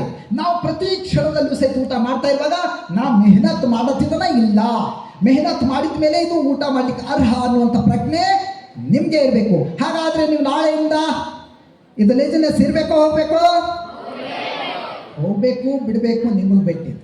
ಯಾಕಂದ್ರೆ ನಿಮ್ಮ ಜೀವನದಲ್ಲಿ ಏನಾದರೂ ಮಾಡಬೇಕಾದ್ರೆ ಇದು ಮೈಯಿಂದ ಹೋಗ್ಬೇಕು. ಇದು ಮೈಯಿಂದ ಹೋಯ್ತಂದ್ರೆ ಮೈದಾಗ ಏನಾದರೂ ಮಾಡುವಂಥ ತಾಕತ್ತು ಬರ್ತದೆ. ಎಷ್ಟೋ ಪವರ್ ಇದೆ ಮೈಯಲ್ಲಿ, ಆದ್ರೂ ಸಾಧನೆ ಮಾಡುವಂಥ ಜಡ ಇದೆ. ಆ ಜಡಕ್ಕೆ ನೀವು ಹೊರಗೆ ಹಾಕಬೇಕು ಅಂತ ಕೇಳ್ತಾ, next letter A for avoid attractions. ನಾನು ಇದು ಭಾಳ ಕಾಲೇಜ್ಗಳಲ್ಲಿ ಇದನ್ನು ಭಾಳ ಹೇಳ್ತಿದ್ದೆ, ಆದರೆ ನಮ್ಮ ಗುರುಕುಲದಲ್ಲಿ ಇದನ್ನು ಹೇಳಬಾರ್ದು ಅಂತ ವಿಚಾರ ಮಾಡಿದ್ದ. ಆದರೆ ಹುಡುಗರು ಅಂದಮೇಲೆ ಟೀನ್ ಏಜ್ನಲ್ಲಿ ಬರುವಂಥ ಹುಡುಗರಿಗೆ ಈ ಮಾತನ್ನು ಹೇಳಲೇಬೇಕು. ಏನು ಅವಾಯ್ಡ್ ಅಟ್ರಾಕ್ಷನ್ಸ್ ಅಂದ್ರೆ ಏನು ಬೇಡ? ಒಂದು ಹುಡುಗ ಒಂದು ಹುಡುಗಿಯನ್ನು ನೋಡಿಕೊಳ್ಳಿ ಅಟ್ರಾಕ್ಟ್ ಆಗ್ತಾನೆ. ಒಂದು ಹುಡುಗನಿಗೆ ನೋಡಿದ್ರೆ ಹುಡುಗ ನೋಡಿದ್ರೆ ಒಂದು ಸೂರು ಅಟ್ರಾಕ್ಟ್ ಆಗ್ತದೆ. ಈ ಟೀನೇಜ್ 13, 14, 19 ತನಕ 3 Pಗಳ ಪ್ರೆಷರ್ ಭಾಳ ಇರ್ತದೆ. ನಂಗೆ ಗೊತ್ತಿದೆ ಸೈಂಟಿಫಿಕ್ಲಿ. ಒಂದು ಪ್ಯಾರೆಂಟ್ ಪ್ರೆಷರ್, ನಿಮ್ಮ ತಂದೆ ತಾಯಿಗಳೇ ನೀನು ನೀಟ್ ಮಾಡೇಬೇಕು, JW ಮಾಡಬೇಕು, ಅವ್ರ ಪ್ರೆಷರ್ ಇದೆ. ಇನ್ನೊಂದು ಪೀರ್ ಪ್ರೆಷರ್ಸ್ ಅಂದರೆ ನಿಮ್ಮ ದೋಸ್ತು ಪ್ರೆಷರ್, ಬರೋಬಾ ಕಲ್ ಆಡಕ್ಕೆ ಹೋಗಾರ ಬಾ, ಕಲ್ ಕ್ಯಾಂಟೀನ್ಗೆ ಹೋಗಾರ ಬಾ, ಅಕ್ಕಡೆ ಹೋಗಾರ ಬನ್ನಿ, ಇಲ್ಲಿ ಮಾತಾಡ್ರೋ ಬನ್ನಿ, ಇದು ಬೇರೆ. ಈಗ ಎಲ್ಲರ ಮಧ್ಯದಲ್ಲಿ ಫಿಸಿಕಲ್ ಪ್ರೆಷರ್, ನಿಮಗೆ ಹಾರ್ಮೋನ್ಸ್ಗಳು ಡೆವಲಪ್ಮೆಂಟ್ ಆಗ್ತದೆ. ಅವಾಗ ಒಂದು ಚೂರು ಒಂಥರ ನಿಮ್ಮ ಕಾನ್ಸಂಟ್ರೇಷನ್ ತಪ್ತಾ ಇರ್ತದೆ. ಅದಕ್ಕೆ ಅಂಥ ಒಂದು ವಯಸ್ಸಿನಲ್ಲಿ ಸ್ವಲ್ಪ ಪ್ರೀತಿ ಪ್ರೇಮ ಅನ್ನೋ ಚಕ್ಕರ್ ಬರ್ತದೆ ಬೇಡ. ಇದು ಹೋಗಲಿಲ್ಲ ಅಂದರೆ ನೀವು ಸಾಧನೆ ಮಾಡಲಿಕ್ಕೆ ಸಾಧ್ಯ ಇಲ್ಲ. ಒಂದು ಸಲ ನಾನು ಬೆಂಗಳೂರಿಗೆ ಹೋಗ್ತಾ ಇದ್ದೆ, ಬಸ್ನಲ್ಲಿ ಮುಂದಿನ ಸೀಟ್ ಮೇಲೆ 2 ಗಪ್ಪ ಚಿಪ್ಪ ಒಂದು ಹುಡುಗ ಒಂದು ಹುಡುಗಿ ಮಾತಾಡ್ತಾ ಇದ್ದೆ. ನಾನು ಅಂದೆ, ನನಗೇನು ಸಂಬಂಧ, ಇವರೇ ನನ್ನ ಮಕ್ಕಳ ಅಂತ ಸುಮ್ಮನೆ ಕುಂತಿದ್ದೆ. ಆದರೆ ಹೋದಂಗ ಹುಡುಗಿ ಹೇಳ್ತಾಳೆ, ನಾನು ನಿನ್ನ ಹಿಂದೆ ಬಿದ್ದು ಬರ್ಬಾದಾಗೋದ, ನನ್ನ ತಂದೆ ತಾಯಿಗಳಿಗೆ ಕಳ್ಕೊಂಡ, ನನ್ನ ಅಣ್ಣ ತಮ್ಮರೆಲ್ಲ ದೂರ ಆದರು ಅಂತ ಜೋರಾಗಿ ಹೇಳ್ತಾ ಇದ್ರು. ಆವಾಗ ಅಂದೆ ಇವೇನಾದ್ರೂ ಹೊಡ್ಕೋತಾವ ಪಾಪ ಅಂತ ತಿಳ್ಕೊಂಡು ಆ ಕಡೆ ಲಕ್ಷ್ಯ ಕೊಟ್ಟೆ. ಆವಾಗ ಆಕಿ ಹೇಳಿದ ಮೇಲೆ ಇವನು ಹೇಳ್ತಾನೆ, ಖರೆ ಅಂದಿ, ಕರೆಕ್ಟ್, ನೀ ನನ್ನ ಹಿಂದೆ ಬಿದ್ದು ಬರ್ಬಾದಾಗೋದಿ, ನಿನ್ನ ತಂದೆ ತಾಯಿಗಳಿಗೆ ದೂರ ಮಾಡ್ಕೊಂಡು ನಿನ್ನ ಬಂಧು ಬಾಂಧವರೆಲ್ಲ ನಿನ್ನಿಂದ ಬಿಡಿ ಆದ್ರು. ಹಾಗಾದ್ರೆ ನೀ ನನ್ನ ಹಿಂದೆ ಬಿದ್ದಿದ ಮೇಲೆ ನಾನು ನಿನ್ನ ಹಿಂದೆ ಬಿದ್ದಲ್ಲ, ನಿನ್ನ ಹಿಂದೆ ಬಿದ್ದ ಮೇಲೆ ನಾ ಏನು ಡಾಕ್ಟರ್ ಆಗಿದ್ದಾನೆ, ಇಂಜಿನಿಯರ್ ಆಗಿದ್ದಾನೆ, ನಾ ಏನಾಗಿದ್ದ? बर्बादी। अरे बर्बादी काम करने वाले कभी भी बर्बादी होते हैं, कभी ना शाबादी नहीं होते हैं।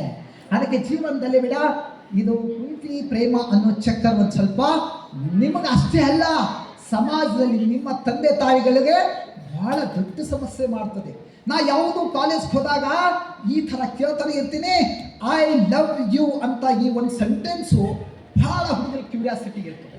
ಅದು ಏನು ಕ್ಯೂರಿಯಾಸಿಟಿನೋ, ಒಂದು ಕಾಲೇಜ್ನಲ್ಲಿ ಹೋಗಿ ಇಂಗ್ಲೀಷ್ ಮೀಡಿಯಂ ಇದು ಇತ್ತು, ಅಲ್ಲಿ ಕೇಳೇ ಬಿಟ್ಟ, I love you this sentence coming from country ಅಂತ ಕೇಳಿದೆ. ಯಾವ ಕಂಟ್ರಿದಿಂದ ಬಂದದಪ್ಪ ಇದು ಅಂತ ಕೇಳಿದೆ. ಆದ್ರೂ ಎಲ್ಲಕ್ಕಿಂತ ಸಣ್ಣ ಹುಡುಗ ಎದ್ದು ನಿಂತು ಹೇಳ್ದ, ಏನಂತ, ಕಮಿಂಗ್ ಫ್ರಮ್ ಚೈನಾ ಅಂದ. ಕಮಿಂಗ್ ಫ್ರಮ್ ಚೈನಾ ಅಂದ. ನನಗೆ ಖುಷಿ ಆಯಿತು. ಅರೆ, ಚೈನಾದಾಗ ಎಂಥ ಲ್ಯಾಂಗ್ವೇಜ್ ಇದೆ, ಚಾಂಗ್ ಚಿಂಗ್ ಚುಂಗ್ ಅಂತ ಹಿಂಗಿರ್ತಾವೆ. ಆದರೆ ಇವನು ಇದು ಚೀನಾದಿಂದ ಬಂದಿದೆ ಅಂತ ಹೇಳ್ದ. ಐ ಲವ್ ಯು ಸಂಟೆನ್. ಅವನಿಗೆ ಕೇಳಿದೆ, ಅವ ಎಕ್ಸ್ಪ್ಲೇನ್ ಕೊಡೋದು ರೀತಿ ನೋಡಿ ಭಾಳ ಖುಷಿ ಆಯಿತು. ಅದನ್ನೇ ಎಲ್ಲ ಕಾಲೇಜಿಗೆ ಹೇಳಲಿಕ್ಕೆ ಶುರು ಮಾಡಿದೆ. ಅವ ಹೇಳ್ತಾನೆ, ಸರ್ ಇಟ್ಟು ಗೊತ್ತಿಲ್ಲ ನಿಮಗೆ ಅಂದ. ಬೇಟಾ ನಮ್ಗೆ ಮಾಡಿಲ್ಲ, ನನಗೆ ಗೊತ್ತಿಲ್ಲ ಅದು ಒಂದೇ. ಸರ್ ಇದು ಚೀನಾದಿಂದ ಯಾಕೆ ಬಂತಂದ್ರೆ, ಚೀನಾದಿಂದ ಬಂದಿರುವಂಥ ಸಾಮಾನುಗಳಿಗೆ ವಾರಂಟಿ ಗ್ಯಾರಂಟಿ ಒಂದು ಇರಲ್ಲ.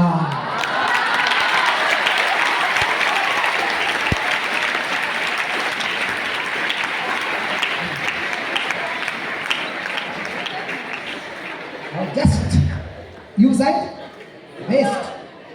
ಹೀಗೆ ಪ್ರೀತಿ ಪ್ರೇಮ ಅನ್ನೋದು ಸಂಧಿ ಗೊಂದಿಯಲ್ಲಿ ಆರಂಭವಾಗ್ತದೆ. ಆರಂಭವಾಗಿ ಸೀದಾ ಎಲ್ಲಿ ತರ್ತದೆ, ಅಂಬೇಡ್ಕರ್ ಸರ್ಕಲ್, ಇನ್ನು ಮಹಾತ್ಮ ಗಾಂಧೀಜಿ ಸರ್ಕಲ್ ಚೌರಸ್ತಾ ಇರ್ತದಲ್ಲ, ಅಲ್ಲಿ ತನ ಚಲೋ ಕರ್ಕೊಂಡು ಬರ್ತದೆ. ಅಲ್ಲಿ ಪಬ್ಬು ಬಾರು ರೆಸ್ಟೋರೆಂಟ್ಗಳಿಗೆ ಓಡಾಡಿಸ್ತದೆ. ಇಷ್ಟೆಲ್ಲ ಓಡಾಡಿಸಿದ ಮೇಲೆ ಆ ಚೌರಸ್ತದ ತಂದು ಹೀಗ ಕೈ ಬಿಟ್ಟು ರೈಟ್ ಹೇಳ್ತದೆ. ಆವಾಗ ನಾವು ಅನ್ಬೇಕು, ಅಚ್ಚಾ ಸೀಲಾ ದಿಯಾ ತುನೆ ಮೇರಿ ಪ್ಯಾರ್ ಕಾ ಪ್ಯಾರ್ नहीं लौट दिया खरीदार पाತ್ರ. ನಾವು ಏನಾಗ್ಬೇಕು, ಹುಚ್ಚರಾಗಬೇಕಾಗ್ತದೆ. ಇದು ಬೇಕಾ, ಇದು ಬೇಕಾ, ನಿಮ್ಗೆ ಗೊತ್ತಿದೆ. ಇದು ಹೇಳೋ ಹೊತ್ತಿನ ನಿಮ್ಗೆ ಬಹಳ ನಗು ಬರ್ತದೆ. ಆದರೆ ಇದು ನೀವು ಯಾವಾಗಲೂ ಮಾಡ್ಲಿಕ್ಕೆ ಹೇರಿಸ್ಬೇಕು. ನೋಡಿ, ಜೀವನದಲ್ಲಿ ಇದು ಬಹಳ ಎಕ್ಸಾಂಪಲ್ಸ್ ಇದಾವೆ ಬೇಟ, ಅದು ಹೇಳಕ್ಕೆ ಟೈಮ್ ಇಲ್ಲ. ನಮ್ಮ ಜೀವನದಲ್ಲಿ ನಮ್ಮ ತಂದೆ ತಾಯಿಗಳು ಒಂದು ಸಾಧನೆ ಮಾಡಿ ತೋರಿಸಲಿಲ್ಲ ಅನ್ನೋ ಪರವಾಗಿಲ್ಲ. ಆದರೆ ಸಮಾಜದಲ್ಲಿ ಅವರು ತಲೆ ತಗ್ಗಿಸುವ ಹಾಗೆ, ತಲೆ ಬಗ್ಗಿಸುವಂಥ ಇಂಥ ಹೀನ ಕೆಲಸ ನೀವೆಂದೂ ಮಾಡಬಾರ್ದು ಅಂತೇಳಿ ನಿಮ್ಮ ಕೈ ಮುಗದೆ ಬೇಕಾದ್ರೆ ಕಾಲಿಗೆ ಬಿದ್ದು ಕೇಳ್ಕೊತೀನಿ ಬೇಟ. ಇದು ನೀವು ಅರ್ಥ ಮಾಡ್ಕೋಬೇಕು. ಇದು ಸೀರಿಯಸ್ ವಿಷಯ. ಹಾಗಾದ್ರೆ ಪ್ರೀತಿ ಮಾಡಬಾರ್ದು ಅಂತ ಹೇಳ್ತಾ ಇಲ್ಲ. ಪ್ರೀತಿ ಮಾಡಬೇಕು. ಮಾಡಬೇಕು ಬೇಡದು? ಮಾಡಬೇಕು. ಆದ್ರೆ ಪ್ರೀತಿ ಯಾರಿಗೆ ಮಾಡಬೇಕು, ಹೆಂಗೆ ಮಾಡಬೇಕು, ಯಾವಾಗ ಮಾಡಬೇಕು ಅನ್ನೋದು ಗೊತ್ತಿರಬೇಕು. ಸರ್ ಇದೇನು ಹೇಳ್ತಾ ಇದ್ದಾರೆ, ಪ್ರೀತಿ ಮಾಡಬಾರ್ದು, ಮಾಡಬೇಕು. ಬೇಟಾ ನಿಮ್ಗೆ ಗೊತ್ತಿರಬೇಕು. ಒಂದು ಸಲ ಯೋಗೇಶ್ವರ್ ದತ್ ಅಂತ ತಿಳ್ಕೊಂಡು ಒಬ್ಬ ರೆಸ್ಲರ್ ಪ್ಲೇಯರ್ ಇದ್ದಾನೆ, ರೈಟ್, ಕುಸ್ತಿ ಪಟು.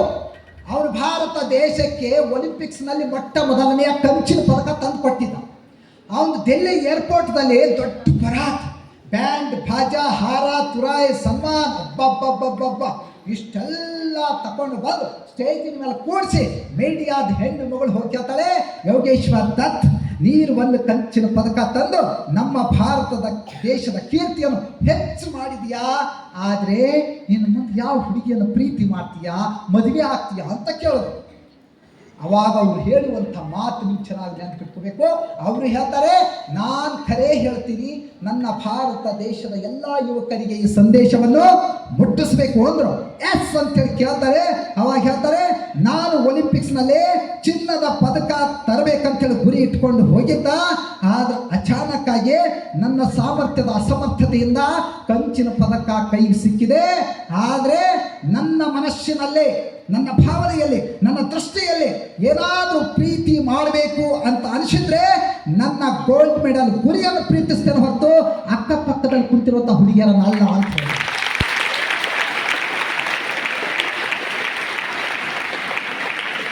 ಅಕ್ಕಪಕ್ಕದ ಹುಡುಗರಿಗೆ ಪ್ರೀತಿ ಮಾಡಿದ್ರೆ ಅವ್ರು ಬೇಗ ಸಿಗ್ತಾರೆ. ಅದೇ ರೀತಿಯಾಗಿ ನಮ್ಮ ಗುರಿಯನ್ನು ನಾವು ಪ್ರೀತಿಸ್ತಾ ಹೋದೆವು ಅಂದರೆ ಆ ಗುರಿ ಅಚೀವ್ಮೆಂಟ್ ಆಗಲಿಕ್ಕೆ ಸಾಧ್ಯ ಆಗ್ತದೆ ಅನ್ನೋ ಭಾವನೆ ನಿಮ್ದಿಟ್ಕೋಬೇಕು ಬಿಡ. ಪ್ಲೀಸ್ ಕೇರ್ಫುಲ್ ಆಗಿ ಹೇಳ್ತಾ ಇದ್ದೀನಿ. ಭಾರತ ದೇಶದ ರಿಪೋರ್ಟ್ ಪ್ರಕಾರ 85% ಸ್ಟೂಡೆಂಟ್ಸ್ ಈ ಹಾರ್ಮೋನ್ಸ್ ಡೆವಲಪ್ಮೆಂಟ್ನಲ್ಲಿ, ಈ ಚಕ್ಕರ್ನಲ್ಲಿ ಹಂಗ ಹೊರಗಿಂದ ಲಕ್ಷಣ ಅಲ್ಲ, ಅದು ಸ್ವಲ್ಪ ಇನ್ಸೈಡ್ ಒಂದು ಇದು ಇರ್ತದೆ. ಅದರಲ್ಲಿ ಏನಾಗ್ತಾ ಇದ್ದಾರೆ, ಅವ್ರ ಸಾಧನೆಯ ಕಡೆಗೆ ಬರ್ಲಿಕ್ಕೆ ಸಾಧ್ಯ ಆಗ್ತಾ ಇಲ್ಲ. ಅವ್ರು ತಡವರಿಸಿ ಬೇರೆ ರೀಸನ್ಸ್ ಕೊಟ್ಟು ಅದಕ್ಕೆ ಯಾಮರಿಸಿ ಅಥವಾ ಅದನ್ನು ಪಲಾಯನ ಮಾಡ್ಕೊಂಡು ಹಿಂದೆ ಸರಿತಾ ಇದ್ದಿದ್ದ ರಿಪೋರ್ಟ್ ಬಂದಿದೆ. ಅದಕ್ಕೆ ನಿಮ್ಮ ಜೀವನದಲ್ಲಿ ಮಾಡಬೇಕೇನಾದರೂ ಇದ್ರೆ ಇವತ್ತೇ ಈ ಕ್ಷಣದಲ್ಲಿ ನಿಮ್ಮ ತಲೆಗಿಂತ ಹೊರಗೆ ತೆಗಿರಬೇಡ. ನಾನು ಎಷ್ಟೋ ಜಗದಾಗ ಮಾತು ಹೇಳಿದ ಮೇಲೆ ಎಷ್ಟೋ ಸ್ಕೂಲ್ನಲ್ಲೇ ಹೊರಗಡೆ ಬಂದು ನನ್ನ ಕಾಲಿಗೆ ಬಿಟ್ಟೆ ಅಂದಿದ್ರು. ಅವರೇ PUC ಮತ್ತು SSLC ರಿಸಲ್ಟ್ ಬಂದಾಗ ಯಾದಗಿರಿ ಡಿಸ್ಟ್ರಿಕ್ಟ್ ಚಾಮರಾಳ ಅನ್ನುವಂಥ ಒಂದು ಸರ್ಕಾರಿ ಪ್ರೌಢ ಶಾಲೆಯಲ್ಲಿ ವರ್ಕ್ಶಾಪ್ ಮಾಡಿದೆ. ಒಂದು ಹುಡುಗಿ ಹೀಗೆ ಬಂದು ಬೈ ಮಿಸ್ಟೇಕ್ ಆಗಿತ್ತು ಸರ್, ಸಾರಿ, ನನ್ನ ಜೀವನದಲ್ಲಿ ಮತ್ತೆ ಆ ಕಡೆ ಕಾಲು ಇಡಲ್ಲ ಅಂದಿದ್ರು. ಆಕಿನ 10ನೇ ರಿಸಲ್ಟ್ ಬಂದಾಗ 92% ಆಗಿತ್ತು ಬೇಡ. ನಾನು ಹೆಮ್ಮೆ ಪಡ್ತೀನಿ. ಜೀವನದಲ್ಲಿ ನನಗೆ ಇದಕ್ಕಿಂತ ಪವಿತ್ರವಾದ ಸೇವೆ ಇಲ್ಲ ಅಂತ ತಿಳ್ಕೊಂಡು ಹೇಳ್ತಾ ಇರ್ತೀನಿ. ಸ್ವಲ್ಪ ಇದು ಮನಸ್ಸಿನಲ್ಲಿ ಇಟ್ಕೊಂಡು ಮುಂದಾಗಬೇಕು. Next letter T. T is A time pass. Time pass in a television and telephone. ಬಹುಶಃ ನಿಮಗೆ ಟೆಲಿವಿಷನ್ ಇಲ್ಲ, ಟೆಲಿಫೋನು ಇಲ್ಲ, ಈ ಸಮಸ್ಯೆ ನಿಮಗೆ ಆಗೋದಿಲ್ಲ. ಓಕೆ, ಆದರೆ ಟೈಮ್ ಪಾಸ್ ಹೆಂಗೆ ಮಾಡ್ತಾರೆ ನೋಡಿ. ನೀವು ಟಿವಿ ಇಲ್ಲ, ಫೋನ್ ಇಲ್ಲ ಅಂದ್ರೆ ನಿಮ್ಗೆ ಟೈಮ್ ಪಾಸ್ ಆಗಲ್ಲೇನು? ಆಗ್ತದೆ. ಹೆಂಗಾಗ್ತಂದ್ರೆ ಬಾ, ಅಲ್ಲಿ ಕಾಲೇಜ್ ಬಿಡ್ತಂದ್ರೆ ಅಲ್ಲಿ ಮಾತು ಹೋಗೋತ್ ಬರ್ತೀವಿ. ಬರೀ 2 ನಿಮಿಷ ತಾರಿ 7 ನಿಮಿಷ ತಗೊಳ್ತೀರಿ ಹಾಸ್ಟೆಲ್ಗೆ ಬರಲಿಕ್ಕೆ, ರೈಟ್? ಹಾಗಾದ್ರೆ 5 ಮಿನಿಟ್ ವೇಸ್ಟ್ ಆಗೋಯ್ತು. ಊಟ ಮಾಡ್ದಾಗ ಕುಂತೀರಂದ್ರೆ 2 or 3 ಮಿನಿಟ್ ತಕ್ಕಂತ ಊಟ ಆಯಿತು. ಆದ್ರೆ 20 ಮಿನಿಟ್ ಆಯಿತು ಊಟ ಮಾಡಕ್ಕೆ. ಯಾಕಂದ್ರೆ ಮಾತು ಹೇಳೋದಪ್ಪ, ಬರೀ ಮಾತು ಹೇಳೋದೇನು, ಅದು ಹೆಂಗಾಯ್ತು? ಒಂದಾದ್ರೂ ಸಂಬಂಧ ಇಲ್ಲ, ಸೂಟ್ ಇಲ್ಲ, ಮಾತಾಡ್ತಿರ್ಬೇಡ. ಜೀವನದಲ್ಲಿ ಟೈಮ್ ಅನ್ನೋದು ಬಹಳ ಇಂಪಾರ್ಟೆಂಟ್ ಇದೆ, ಇದು ಗೊತ್ತಿರ್ಬೇಕು. ಹಲೋ ಹಲೋ, ಮುಗಿಸ್ತೀನಾ? ಬೇಗ ಮುಗಿಸ್ತೀನಿ. ಓಕೆ, ನಿಮ್ಮ ಜೀವನದಲ್ಲಿ ಎಷ್ಟು ಟೈಮ್ ಸೆನ್ಸ್ ಇರಬೇಕಂದ್ರೆ, ಈ ಮಾತನ್ನು ಹಳ್ಳಿದಿಂದ ಬಂದವರು ಇದ್ದೀರಿ ಬೇಡ, ನಿಮ್ಗೆ ಹೇಳ್ತೀನಿ, ಒಂದೊಂದು ಮಿಲಿ ಸೆಕೆಂಡ್ಗೂ ಬೆಲೆ ಇದೆ. PT ಉಷಾಗ ಏನಂತ ಕರೀತಾರೆ? ದ ಗೋಲ್ಡನ್ ಆಫ್ ಗರ್ಲ್ ಅಂತಾರಲ್ಲ, ಅದು ಓಟದ ಜಿಂಕಿ ಅಂತ ಕರೀತಾರೆ. ಆಲ್ವೇಸ್ ಚಿನ್ನದ ಪದಕನೇ ತರ್ತಿದ್ದಳಕ್ಕೆ. ಆದರೆ ಒಂದು ಸಲ ಚಿನ್ನದ ಪದಕ ಮಿಸ್ ಆಗಿ ಸಿಲ್ವರ್, ಬೆಳ್ಳಿ ಪದಕ ಬಂದಿತ್ತು. ಯಾಕೆ ಬಂದಿತ್ತು ಅಂತ ಕೇಳಿದ್ರೆ ಅವಳು ಹೇಳ್ತಾಳೆ, ನಾನು ಇಷ್ಟು ಓಡ್ತಾ ಇದ್ದೆ, ಆದರೆ 1 ಮಿಲಿ ಸೆಕೆಂಡ್ ನನ್ನ ಮನಸ್ಸೇನಾಗಿತ್ತು, ಜಸ್ಟ್ ಹಿಂದಿನೋರು ಎಲ್ಲವ ಅಂತೇಳಿ ಹೀಗೆ ಮುಖ ತಿರುಗಿ ನೋಡಿದ್ದ. ಹಾಗೆ ನೋಡಿದ್ದು 1 ಮಿಲಿ ಸೆಕೆಂಡ್ ಮಿಸ್ ಆಗಿ ಅವಳು ಮುಂದೆ ಹೋದಳು. ನಂದು ಗೋಲ್ಡ್ ಮೆಡಲ್ ತಪ್ಪು, ಸಿಲ್ವರ್ ಮೆಡಲ್ ಬಂತು ಅಂತ ಹೇಳ್ತಾಳೆ. ಹಾಗೆ 1 minute, 1 milli second and our and day ಅದರದೇ ಆದಂಥ ತಾಕತ್ತಿರ್ತದೆ. ಇದು ಭಾಳ ಸೀರಿಯಸ್ ಆಗಿ ಹೇಳ್ತಾ ಇದ್ದೀನಿ, ನಿಮ್ಗೆ ಗೊತ್ತಿರಬೇಕು. ಒಂದು ಹಳ್ಳಿಯಲ್ಲಿ ಒಂದು ಹೆಣ್ಣು ಮಗಳಿದ್ರು. 9 ಮಂತ್ದಾಗ ಡೆಲಿವರಿ ಆದರೆ ಇಬ್ಬರಿಗೂ ಸುರಕ್ಷಿತವಾಗಿ ಆಗ್ತದೆ. ಆದರೆ 8, 7.5 ಮಂತ್ನಲ್ಲಿ ಡೆಲಿವರಿ ಆಗಿತ್ತು ಬೇಡ. ಅವಾಗ ಆಕಿನ ಕೂಸತ್ತು ಹೋಗಿತ್ತು. ಅವಾಗ ಆಕಿನ ಮನೆಗೆಲ್ಲರೂ ನೋಡ್ಲಿಕ್ಕೆ ಬರ್ತಿದ್ರು. ಬಂದು ಎಲ್ಲರೂ ಅಂತಿದ್ರು ಬೇಡ, ಏನಂತ, ಹಿಂಗೆ ಆಗಬಾರ್ದಾಗಿತ್ತು. ಅವಾಗ ಆಕಿ ಅಳು ಅತ್ತಿ ಹೇಳ್ತಿದ್ಳು, ದೇವ್ರೇ 1 ತಿಂಗಳು ಹೋಗ್ಬೇಕಾಗಿತ್ತು, 1 ತಿಂಗಳು ಹೋದ್ರೆ ನನ್ನ ಕೂಸು ಉಳಿತಿತ್ತು ಅಂತ ಹೇಳ್ತಾಳಿಲ್ಲ? ಹಾಗಾದ್ರೆ 1 ತಿಂಗಳಿಗೆ ಒಂದು ಮಗುವನ್ನು ಉಳಿಸುವ ತಾಕತ್ತು ಮತ್ತು ಸಾಯಿಸುವ ತಾಕತ್ತಿದೆ. ಅಂದರೆ 12 ಮಂತ್ನಲ್ಲಿ 90%, 95% ತೆಗೆಯೋ ತಾಕತ್ತಿಲ್ವಾ? ಕ್ವಶನ್ ಮಾಡ್ಕೊಳ್ಳಿ ನಿಮ್ಮ ನೀವು. 12 ತಿಂಗಳ ಸತತವಾಗಿ ಅಭ್ಯಾಸ ಮಾಡಿದ್ರು ಸಹಿತ 95% ಬರ್ಲಿಕ್ಕಾಗಲ್ಲ ಅಂದರೆ ನೀವು ಮನಸ್ಸು ಮಾಡಿಲ್ಲ ಅಂತ ಅರ್ಥ. ಅದಕ್ಕೆ ಟೈಮ್ ಸೆನ್ಸ್ ಅನ್ನೋದು ಭಾಳ ಇಂಪಾರ್ಟೆಂಟು. 1 ಮಿನಿಟ್ ಸಹಿತ ಮಿಸ್ ಆಯ್ತು ಅಂದರೆ ಬಸ್ಸುಗಳು ಹೋಗ್ಬಿಡ್ತವೆ. ಅರ್ಧ ಗಂಟೆ ಹಾದಿ ಕಾಯ್ಬೇಕಾಗ್ತದ. ಯಾರಾದ್ರೂ ಭೇಟಿಗಿದ್ರು ಚಕ್ ಮಾಡ್ತಾರೆ, ಮಿಸ್ ಆಯಿತು 5 ಮಿನಿಟ್ ಅಂತ ಹೀಗೆ ಹೇಳ್ತಾರೆ. ಅದಕ್ಕೆ ಮೊಟ್ಟ ಮೊದಲು ಸಮಯವನ್ನು ಬೆಲೆ ಕೊಡಬೇಕು, ಸಮಯಕ್ಕೆ ನಾವು ರೆಸ್ಪೆಕ್ಟ್ ಮಾಡಬೇಕು ಅನ್ನೋದು ನೀವು ತಿಳ್ಕೊಬೇಕು ಬೇಡ. ಲಾಸ್ಟ್ ವರ್ಡ್ ಯಾವುದು? Last letter E for excessive sleeping. Excessive sleeping ಅಂದರೆ ಅತಿಯಾದ ನಿದ್ರೆ. ಏನು ಬೇಡ? ನಾನು ಭಾಳ ಕಡೆ ನೋಡ್ತೀನಿ, ಈ ಮಕ್ಕಳಿಗೆ ತಂದೆ ತಾಯಿಗಳು ಎಷ್ಟು ಪ್ರೀತಿ ಮಾಡ್ತಾರೋ ಗೊತ್ತಿಲ್ಲ, ಸರ್ಗಳು ಎಷ್ಟು ಪ್ರೀತಿ ಮಾಡ್ತಾರೋ ಗೊತ್ತಿಲ್ಲ. ಆದರೆ ಎಲ್ಲ ಹುಡುಗರಿಗೆ ಅತ್ಯಂತ ಪ್ರೀತಿ ಮಾಡುವಂಥ ಒಂದು ವಸ್ತು ಇದೆ, ನನಗೇ ಗೊತ್ತಿದೆ. ಅದು ಕಂಡು ಹಿಡಿದಿದ್ದ, ವಿಚಾರ ಮಾಡಿದ್ದ. ಎಲ್ಲರಿಗಿಂತ ಹೆಚ್ಚು ಪ್ರೀತಿ ನಿಮಗೆ ಮಾಡುವಂಥ ಒಂದು ವಸ್ತು ಅಂದರೆ ಅದು ಹಾಸಿಗೆ. ಹೌದಾ ಇಲ್ಲೋ? ಗೊತ್ತದ? ನೀವು ಬಾಯಿಲಿಂದ ಹೇಳಿಲ್ಲ ಅಂದ್ರೆ ನಂಗೆ ಅರ್ಥ ಆಗ್ತದೆ. ಹಾಸಿಗೆ ಎಷ್ಟು ಪ್ರೀತಿ ಮಾಡ್ತದೆ ಅಂದರೆ, ಪ್ರೇಮಕ ಮುಂಜಾನೆ ಬಂದು 5 ಗಂಟೆ 4:15 5 ಗಂಟೆಗೆ ಬಂದು ಹೇಳಿ ಅಕ್ಕ ಜಸ್ಟ್ ಇಟ್ಟು ಹೇಳಿ ಹೊರಗೆ ಹೋದ್ರು ಅಕ್ಕ ಹಚ್ಕೊಂಡು ನನಗೆ ಗೊತ್ತಿದೆ ಆ ಹಾಸಿಗೆ ಭಾಳ ಮಜಾ ಕೊಡ್ತದೆ. ಅದ್ರಾಗ ಮಸ್ಕಿನಾಗ ಎಬ್ಸೋರಂತೂ ಅವ್ರ ಕಣ್ಣಾಗ ದೆವ್ವ ಕಾಣ್ತಾರೆ. ನಿಮ್ಮ ಮುಂದೆ ಹಾಗೆ ಮಾಡ್ಕೊಳ್ಬೇಡ ಬೇಟ. ಅವ್ರೇನ್ರ ಮಾಡತ್ತಾರೆ ನಿಮ್ಮ ಬಗ್ಗೆ ಅಂದರೆ ಅವ್ರಿಗೇನರ ಉಪಯೋಗ ಅದೇನೋ? ಅವರೆಲ್ಲ ನಿಮ್ಗೆ ಬೇಗ ಎಬ್ಸ್ತಾರೆ ವಾರ್ಡನ್ಸ್ ಅಂದರೆ ಇದು ಉಪಯೋಗ ಅವ್ರಿಗೆ ಅದಲ್ಲ ನಿಮಗೆ ಅಂದರೆ ನಾಳೆ ಮುಂಜಾನೆ ನೀವು ಬೇಗ ಹೇಳ್ಬೇಕು, ರಾತ್ರಿ ಹೊತ್ತು ಬೇಗ ಮಲಗಬೇಕು. ರಾತ್ರಿಯ ಸಮಯವನ್ನು ದೆವ್ವಿನ ಸಮಯ ಅಂತಾರೆ. ಅರ್ಲಿ ಮಾರ್ನಿಂಗ್ 4 o'clock ಆರಂಭವಾಗುವಂತ ಸಮಯಕ್ಕೆ ಭಾರತ ದೇಶದಲ್ಲಿ ಬ್ರಾಹ್ಮಿ ಮುಹೂರ್ತ ಅಂತ ಕರೀತಾರೆ. ಯಾವ ಮುಹೂರ್ತ? ಬ್ರಾಹ್ಮಿ ಮುಹೂರ್ತ. ಅದು ದೇವರ ಸಮಯ. ಸೈಂಟಿಫಿಕ್ ಆಗಿ ಹೇಳ್ಬೇಕಾದ್ರೆ early morning 4 o'clock to 7 o'clock ತನ ನಮ್ಮ ಈ ಮೆದುಳಿನಲ್ಲಿ ಮೆಲಾಟೋನಿನ್ ಅನ್ನುವಂಥ ಸ್ರಾವ ಸೋರ್ತಾ ಇರ್ತದೆ. ಸ್ರಾವ ಸೋರ್ತಂದ್ರೆ ಹೊರಗಲ್ಲ, ಒಳಗಡೆ ಸೋರ್ತಾ ಇರ್ತದೆ. ಅಂತಹ ಸಂದರ್ಭದಲ್ಲಿ ನಾವು ಏನೇ ಅಭ್ಯಾಸ ಮಾಡಿದ್ರು ಬಿಟ್ಟ ನಮ್ಮ ತಲೆ ಒಳಗಡೆ ಅಚ್ಚಳಿಯದಂತೆ ಉಳಿತದೆ. ಹಾಗಾದ್ಮೇಲೆ ನಾವು ಮಾರ್ನಿಂಗ್ 4 ಗಂಟೆಗೆ ಎದ್ದು ಓದುವ ಪ್ರಯತ್ನ ನೀವು ಮಾಡಬೇಕು. ಗೊತ್ತಾಯ್ತು? ಒಂದು ಬೆಸ್ಟ್ ಸೂತ್ರ ಹೇಳ್ತೀನಿ ಬಿಟ್ಟ. ಓಕೆ, ನಿಮ್ಮ ಪ್ರಿನ್ಸಿಪಾಲ್ ಚೇಂಬರ್ ಚೇರ್ ನೋಡಿರಿ ಹೆಂಗಿದೆ ಬಿಡ? ಹೈಟ್ ಇದೆ, ಮೆತ್ತಗದ, ಹಿಂಗೆ ತಿರುಗ್ತದಲ್ಲ. ಅದೇ ಬೇರೆ ಟೀಚರ್ಸ್ ಹಾಗಿರಲ್ಲ ಬೇಡ.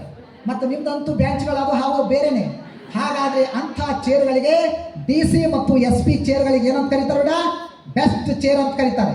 ಅಂಥ ಚೇರ್ಗಳಿಗೆ ಏನಂತಾರೆ? ಬೇಗ ಹೇಳಿ ಎಲ್ಲರೂ, ಬೇಗ ಎಲ್ಲರೂ. ಅಂಥ ಬೆಸ್ಟ್ ಚೇರ್ಗಳ ಅಚೀವ್ಮೆಂಟ್ ಮಾಡಬೇಕಾದ್ರೆ ಸಿಂಪಲ್ ಸೂತ್ರ ಹೇಳ್ತೀನಿ, ಅದು ನಿಮ್ಮ ಮನಸ್ಸಿನಲ್ಲಿ ಇಟ್ಕೊಳ್ಳಿ. ಅದು ಸಾಧ್ಯ ಆಗಲಿಲ್ಲ ಅಂದರೆ ಅದರ ಮುಂದೆ ಹೇಳ್ತೀನಿ ನಾನು. ಬೆಸ್ಟ್ ಚೇರುಗಳ ಅಚೀವ್ಮೆಂಟ್ ಆಗಬೇಕಾದ್ರೆ ನಾಳೆ ಮುಂಜಾನೆಯಿಂದ 4 ಗಂಟೆಗೆ ಬೆಡ್ಶೀಟಿಗೆ ಎತ್ತು ನಿಂತು ಯಾರು ಅಭ್ಯಾಸ ಮಾಡ್ತೀರಿ ಅಂಥವ್ರಿಗೆ ಹಾರ್ಟ್ಲಿ ವೆಲ್ಕಮ್ ಅಂತ ತಿಳ್ಕೊಂಡಂಥ ಬೆಸ್ಟ್ ಚೇರ್ಗಳು ಒಯ್ದು ಕೂಡಿಸ್ತಾ ಬೇಡ. ಹೌದಾ ಇಲ್ವಾ? ನಮ್ಗೆ ಗೊತ್ತದ ಇದಕ್ಕೆ ಚಪ್ಪಳೆ ಹೊಡೆಯಲ್ಲ. ಯಾಕೆ ಚಪ್ಪಳೆ ಹೊಡೆಯೋದು ಅಂದ್ರೆ ದಿಸ್ ಈಸ್ ಹೈಲಿ ಇಂಪಾಸಿಬಲ್ ಅಂತೀವಿ. ದಿಸ್ ಈಸ್ ಹೈಲಿ ಇಂಪಾಸಿಬಲ್, ಕಷ್ಟ.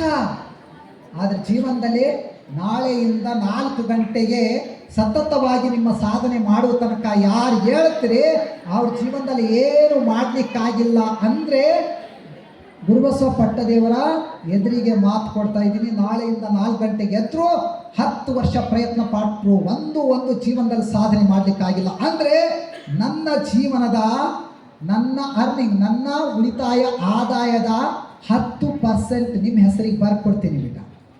ಹಾಗಾಗಿ ಸರ್ 10% ಬರ್ಕೊಡ್ತಾ ಅಂತಾರೆ ಅಂತೇಳಿ ಮತ್ತೆ ಮಕ್ಕೊತ್ತ ಹಾಗೆ ಹೇಳೋದು ಮಕ್ಕಳು ಮಾಡಬೇಡ. ಗೊತ್ತಾಯ್ತು? ಇದು ನನ್ನ ಜೀವನದಲ್ಲಿ ಕಂಡುಕೊಂಡಿರುವಂಥ ಆತ್ಮ ಸತ್ಯ. ಅದನ್ನು ಹೇಳ್ತಾ ಇದ್ದೀನಿ. ನಾಳೆಯಿಂದ ಬೇಗ ಹೇಳುವಂಥ ಪ್ರಯತ್ನ ಮಾಡಬೇಕು. ಓಕೆ, ಹೇಳ್ತೀರಾ? ಈ ಪ್ಲೇಟ್ ಅನ್ನೋ ರೋಗ ಹೋಗ್ಬೇಕೋ ಇರಬೇಕು? ಹೋಗ್ಬೇಕಾದ್ರೆ ಇದನ್ನೆಲ್ಲ ಮುಂದಿನ ದಿನಮಾನದಲ್ಲಿ ಇಂಪ್ಲಿಮೆಂಟ್ರಿ ಮಾಡಿ. ಮತ್ತೊಂದು ಸಲ ಬಂದಾಗ ಇದಕ್ಕೊಂದು ಟ್ರೀಟ್ಮೆಂಟ್ ಇದೆ. ಇದಕ್ಕೊಂದೇನಿದೆ? ಟ್ರೀಟ್ಮೆಂಟ್ ಇದೆ, ಗ್ಲುಕೋಸ್ ಇದೆ. ಆ ಗ್ಲುಕೋಸ್ ತಗೊಂಡು ಬರ್ತೀನಿ ಮುಂದಿನ ಸಲ. ಅದಕ್ಕೆ ಮಂತ್ರ ಅನ್ನುವಂಥ ಒಂದು ಟ್ಯಾಬ್ಲೆಟ್ ಆ್ಯಂಡ್ ಗ್ಲುಕೋಸ್ ಇದೆ. ಅದು ನೆಕ್ಸ್ಟ್ ಟೈಮ್ ಬಂದಾಗ ನಿಮಗೆ ಕೊಡ್ತೀನಿ. ಈಗ ನೀವು ಪ್ಲೇಟನ್ನು ಇದನ್ನು ಫಾಲೋ ಮಾಡಬೇಕು ಅಂತ ಹೇಳ್ತಾ ಕೊನೆಗೆ ಒಂದೇ ಸ್ಲೋಗನ್ ಇದೆ, ಎಲ್ಲರೂ ಹೇಳಬೇಕು. I am the best, I do the best, I achieve the best, today is my day, God is always with me. ನಾ ಹುಟ್ಟಿದ್ದೇ ಗೆಲ್ಲುವುದಕ್ಕೆ, ಗೆದ್ದೇ ಗೆಲ್ಲುತ್ತೇನೆ, ಇದು ನನ್ನ ಪ್ರತಿಜ್ಞೆ. ಯಾರ ಪ್ರತಿಜ್ಞೆ? ಓಕೆ ಮಕ್ಕಳೇ, ನೀವೆಲ್ಲರೂ ಸಣ್ಣವರಿದ್ರಿ. ಯಾರ ದೃಷ್ಟಿಯಲ್ಲಿ ಏನಿದ್ರಿ ನನಗೆ ಗೊತ್ತಿಲ್ಲ. ಆದರೆ ದೇವರ ಆಣೆಗೂ ಹೇಳ್ತೀನಿ, ನನ್ನ ದೃಷ್ಟಿಯಲ್ಲಿ ಮಕ್ಕಳೆಲ್ಲರೂ, ನೀವೆಲ್ಲರೂ ನಮ್ಮ ಭಾರತೀಯ ದೇಶದ ಅದ್ಭುತವಾದಂಥ ಭಾರತ ರತ್ನಗಳು ಅಂತ ತಿಳ್ಕೊಂಡು ಕೊನೆಗೆ ಒಂದು ಮಾತು, मेरे प्यारे बच्चों, आप तो दीप है, जगते जगमगाते रहे, हम आपको, आप हमें याद आते रहे, जब तक दुआ है जिंदगी की, जब तक दुआ है जिंदगी की, तब तक आप सभी लोग सूरज चांद की तरह जगमगाते रहेंगे.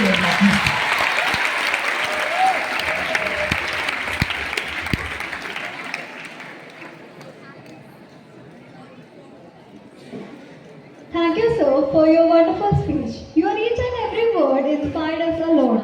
As we express our gratitude, we must never forget that the highest appreciation is not to utter words, but to live by them.